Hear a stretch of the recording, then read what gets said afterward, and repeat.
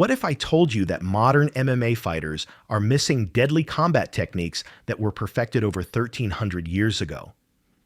While today's fighters focus on Brazilian Jiu-Jitsu, Muay Thai, and wrestling, Tang Dynasty warriors developed fighting methods so brutal and effective that they dominated battlefields across Asia for 3 centuries. But here's what will shock you.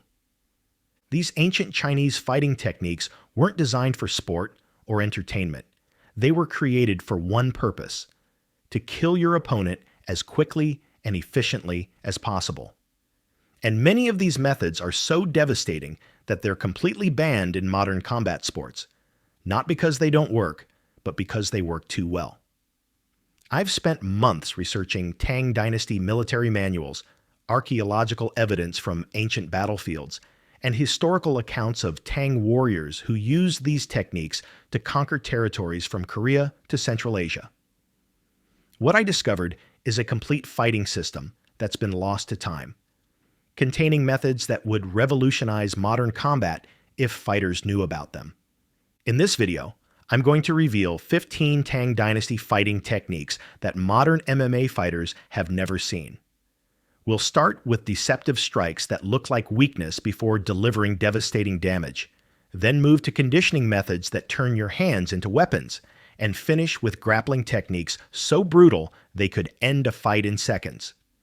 Plus, I'll show you exactly why these ancient methods were actually more practical than many modern fighting techniques. The hidden sleeve strike, ancient deception warfare.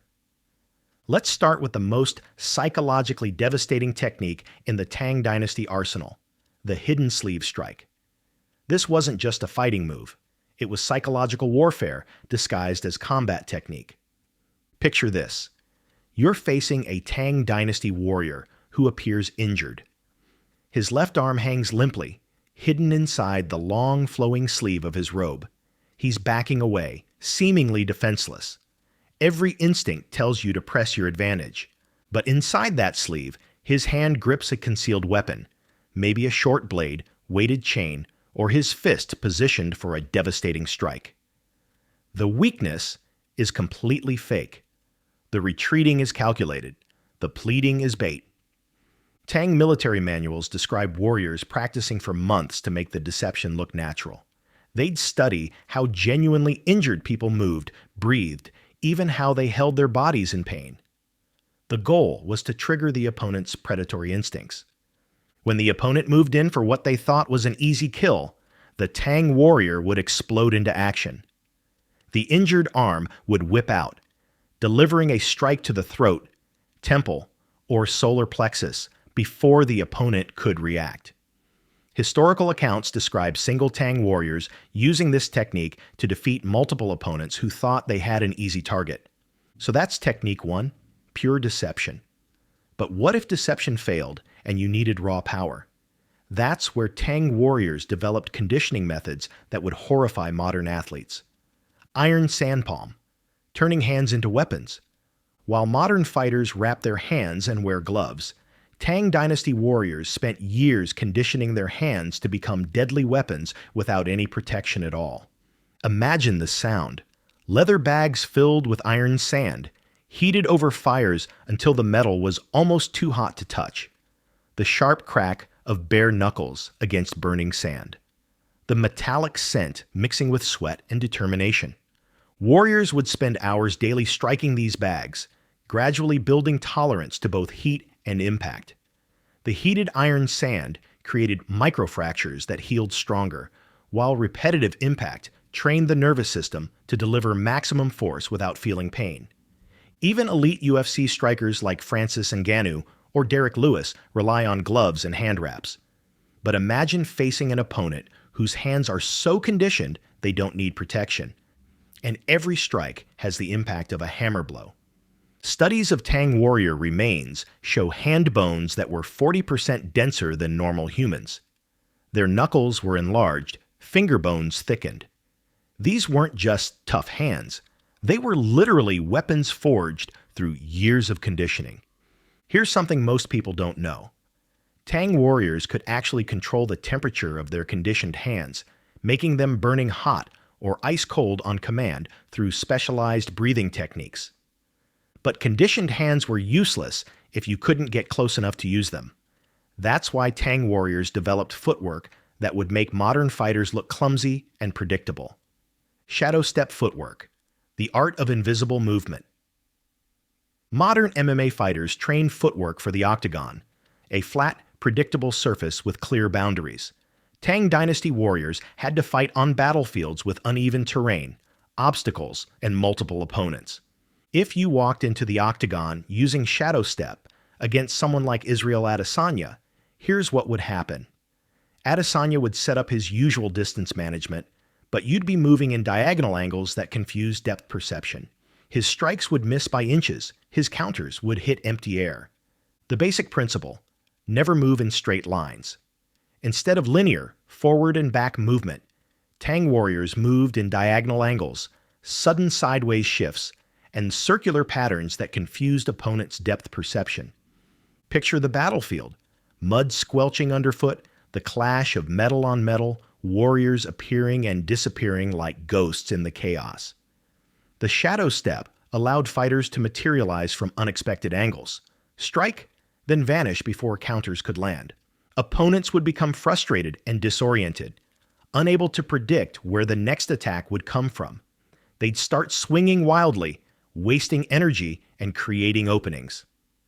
So far, we've covered deception, conditioning, and footwork. But what happened when opponents managed to grab hold of you? Tang warriors had an answer for that too. Rope grab and throw, turning fabric into weapons. Modern grapplers train with GIs or fight shirtless to eliminate clothing-based advantages. But Tang Dynasty warriors fought in robes, sashes, and armor, and they turned every piece of fabric into a potential weapon. Every Tang warrior carried a silk sash made from threads twisted with thin metal wires. You could hear the subtle metallic whisper as it moved through the air, feel its deceptive strength as it wrapped around limbs. Tests on reconstructed Tang sashes show they could support over 300 pounds without breaking. These weren't decorative belts. They were purpose-built weapons disguised as clothing. Even elite grapplers like Gordon Ryan or Andre Galvao trained to defend against specific techniques: arm drags, collar ties, underhooks. They're not prepared for an opponent who can turn any piece of clothing into a grappling tool. The sash would wrap around an opponent's wrist, ankle, or neck in a single fluid motion. Then leverage and momentum would throw them to the ground, controlling their landing to cause maximum damage. Secret knowledge: Tang warriors could tie specific knots in their sashes that would tighten under pressure but release with a specific hand movement, allowing them to escape if the technique was reversed. Tiger claw grip, the 5-point death touch. While modern fighters focus on punching and grappling separately, Tang Dynasty warriors developed a technique that combined both into something far more deadly. The tiger claw targeted 5 vital points simultaneously: thumb on carotid artery, index finger on temple pressure point, middle finger on eye socket, ring finger on jaw nerve cluster, pinky on collarbone pressure point. Imagine the sensation: fingertips hardened like iron spikes, finding their targets with surgical precision. The victim would feel pressure building at multiple points, blood flow restricting, vision blurring, consciousness fading. Even submission specialists like Demian Maia or Charles Oliveira focus on one choke or joint lock at a time. The tiger claw attacked 5 points simultaneously, making defense nearly impossible. Tang warriors studied human anatomy with the intensity of modern doctors, but their goal was destruction rather than healing. They knew exactly how much pressure to apply to each point for unconsciousness, paralysis, or death. If someone used tiger claw in the UFC, the fight would be stopped immediately, not because it doesn't work, but because it works too well. Referees wouldn't recognize the technique until it was too late. Double elbow smash, 360-degree destruction. Modern fighters throw elbows forward or backward. Tang Dynasty warriors developed a technique that could strike in both directions simultaneously. One elbow drives forward, while the other drives backward, using torso rotation to generate maximum power in both directions.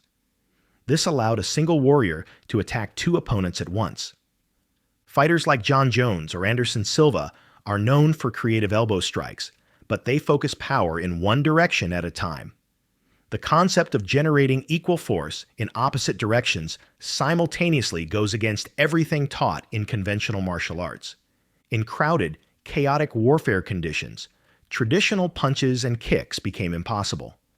But elbows could still be used effectively in the smallest spaces. Warriors would practice against multiple training partners, learning to generate power from their center while maintaining balance and defensive awareness. Whirlwind leg sweep, armor-breaking technique. Modern leg sweeps target ankles or calves, but Tang warriors faced opponents wearing heavy armor and thick clothing that made traditional sweeping techniques useless. The whirlwind sweep used a low, circular motion targeting the opponent's center of gravity rather than their feet. By sweeping in a wide arc at knee level, Tang warriors could unbalance even heavily armored opponents. The technique generated power through full body rotation, using legs, hips, and torso together to create force that could knock down opponents regardless of size or equipment.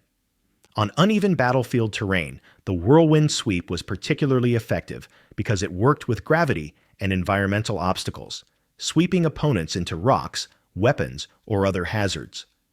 Hidden blade integration, the ultimate deception. Modern MMA has strict rules about weapons, but Tang Dynasty combat had no such limitations. Warriors integrated small, concealed blades into their grappling techniques. Blades were typically 2 to 3 inches long, hidden in sleeves, belts, or sewn into clothing. They weren't for slashing or stabbing, but for precise cuts to tendons, arteries, or nerve pathways during grappling exchanges. The blade would only be revealed at the moment of use, often during what appeared to be a normal grappling exchange. By the time the opponent realized they'd been cut, the damage was done. Warriors had to learn to deploy weapons without cutting themselves while maintaining the fluidity of their grappling techniques. Ground pin and stomp, the battlefield finisher. Modern ground fighting focuses on submissions and position control. Tang Dynasty ground techniques were designed for one purpose: to end the fight as quickly and brutally as possible. The ground pin and stomp involved pinning an opponent's limb to the ground, then using a devastating stomp to break bones and end their ability to continue fighting. On ancient battlefields, a wounded opponent could still be dangerous. This technique ensured that defeated enemies couldn't recover and attack again later. Today's fighters have the luxury of rules, referees, and medical care. Tang warriors fought knowing that showing mercy could mean death for themselves and their comrades. Advanced techniques, the master's arsenal. Let me hit you with 6 more techniques that would revolutionize modern fighting. Arm hook and lock.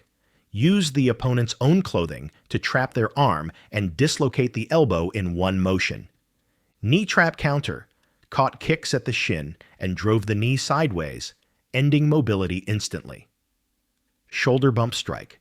A brutal strike with the shoulder to the jaw or solar plexus, perfect for breaking guard. Off-balance push kick. A low push to the hip designed not to damage, but to stagger opponents into follow-up strikes. Reverse neck twist. A rare technique targeting the cervical spine, used only in lethal combat situations. Disguise and deception combat. Warriors approached enemies as merchants or travelers, striking without warning before fights officially began. Why these techniques disappeared? So why don't we see these incredibly effective techniques in modern combat sports? The answer reveals everything about the difference between fighting for sport and fighting for survival. First, lethality. Most Tang techniques were designed to cause permanent injury or death. Second, equipment dependency. Many relied on clothing, weapons, or environmental factors that don't exist in modern fighting. Third, legal consequences. Using techniques designed to cause permanent harm carries serious legal consequences today. Fourth, training safety. You can't safely practice techniques that are designed to kill. Fifth, context difference. Tang combat was designed for chaotic battlefields with multiple opponents and life or death stakes. What modern fighters could learn. While we can't bring back the lethal aspects, there are principles that could revolutionize modern fighting. Deception training. Learning to disguise intentions more effectively. Environmental awareness. Developing superior balance and adaptability. Multidirectional power. Generating force in multiple directions simultaneously. Mental warfare. Breaking opponents psychologically before physical contact. Problem-solving mindset. Analyzing situations and developing creative solutions rather than just learning techniques. The ultimate lesson. The most important lesson isn't about specific moves or training methods. It's about the mindset that created them. These warriors understood that combat is ultimately about problem-solving under extreme pressure. Every technique was a solution to a specific problem. How do you fight multiple opponents? How do you defeat someone wearing armor? How do you win when you're smaller and weaker? The real secret wasn't any single technique. It was the integration of physical skills, mental preparation, deception, adaptation, and ruthless practicality into a complete system. The Lost Warriors. The Tang Dynasty warriors who developed these techniques were products of their time, a brutal era when combat skills meant the difference between life and death. Their techniques were forged in real battles against desperate opponents. We can study these techniques as historical curiosities, marveling at their ingenuity and effectiveness. But we should remember they represent our capacity for violence and willingness to do whatever it takes to survive. Today's fighters compete in a civilized context with rules and safety equipment. But there's something to be said for the complete commitment and total preparation that these ancient warriors brought to their craft. What you've just seen is only the beginning. There's another Tang Dynasty strategy so cunning and effective, it could still change modern warfare today. But this knowledge is disappearing fast as ancient texts crumble and experts pass away. Click here to discover these lost military secrets before they're gone forever, and I'll see you in the next one. Ready to continue the step back in time and uncover the secrets of survival in ancient China?